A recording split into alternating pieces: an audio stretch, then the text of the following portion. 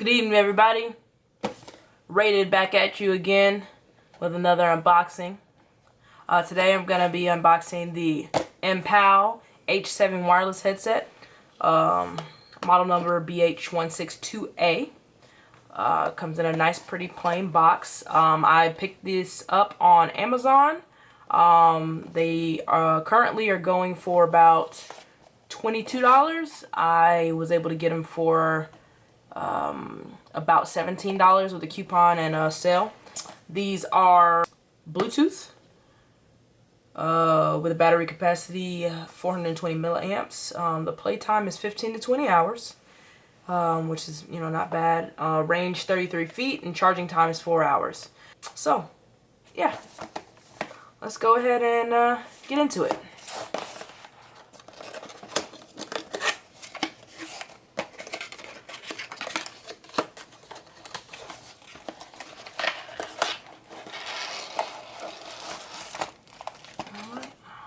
Box to the side.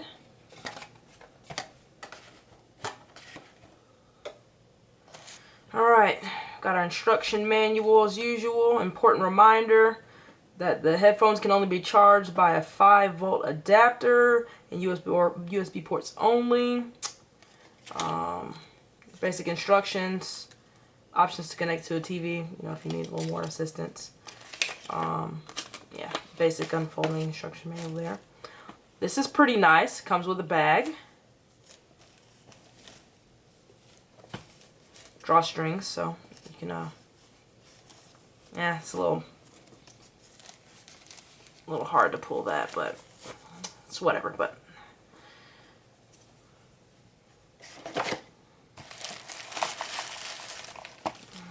Alright. We've got our cables here. We've got a standard micro USB cable along with a 3.5 auxiliary cable.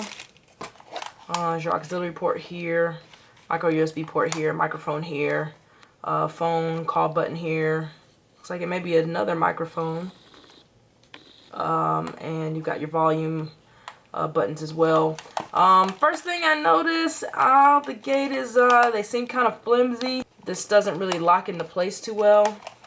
Kind of feels cheap. Well, I mean, they were cheap, but so I'm not a big fan of this not really locking into place. Just makes it feel like it may be flexes enough that it can get over your big head. So yeah, all right, let's see if there's any juice in them. Oh, you know what? One of these is probably a light to indicate whether it's on or not.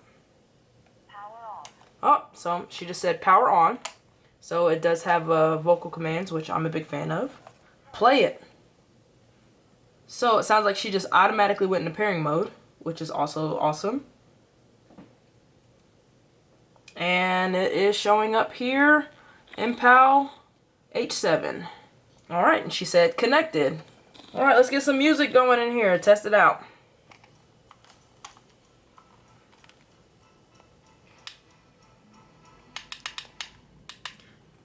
So the volume, it's kind of loud on that clicking, is at its minimum. So let's see if I can, if you can hear that at all.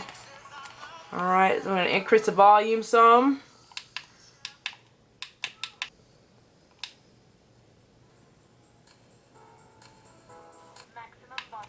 All right, so we just got it to the maximum volume on the headset, and she says maximum volume.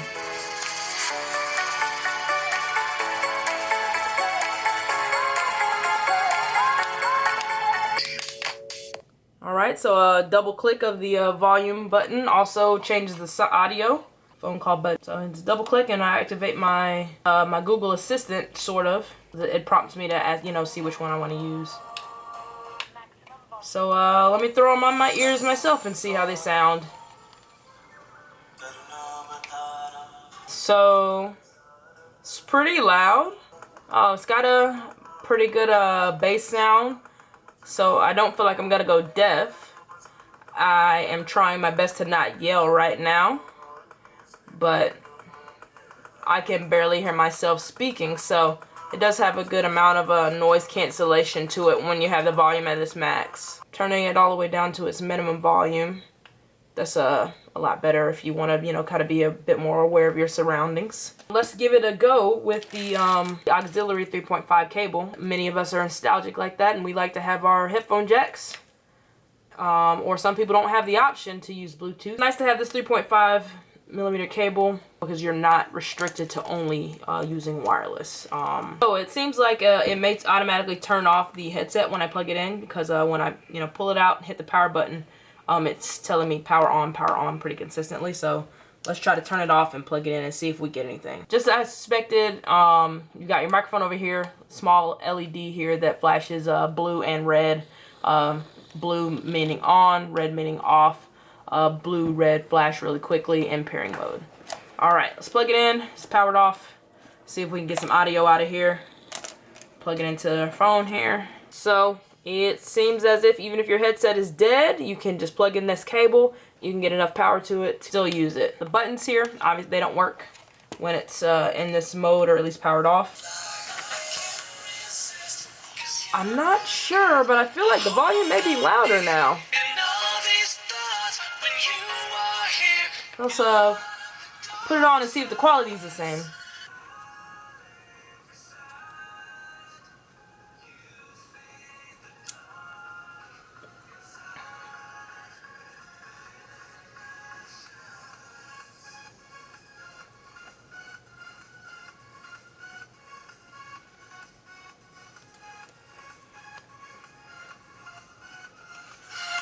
So yeah, it's definitely loud enough and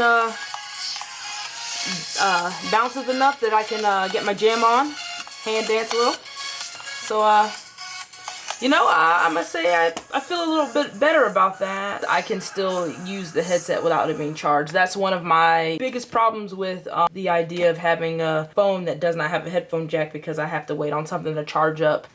So in action, on my ears, I do like it. For the price point, it's not too bad. You have on this channel scene the Soundcore and the Tribit headsets. So for, you know, maybe another $12, if you catch a deal, I would go, you know, up another $12. But if you can't afford that, then this is a good alternative to paying that much. It did feel pretty secure on my head, but I'm also, you know, not really moving, sitting in place. This didn't seem to be a factor. Once it's on my head, which, you know, it's locked in place and, you know, my head's not going anywhere. It is set to your right and your left, which definitely does make a difference in the way that it fits. Hard to explain, but, well, I guess you can kind of see the curve there. So that does make a difference. 1 to 5, I'm going to have to give this a 2.5, just based on the fact that I can spend a little bit more money and get something that feels like a better quality.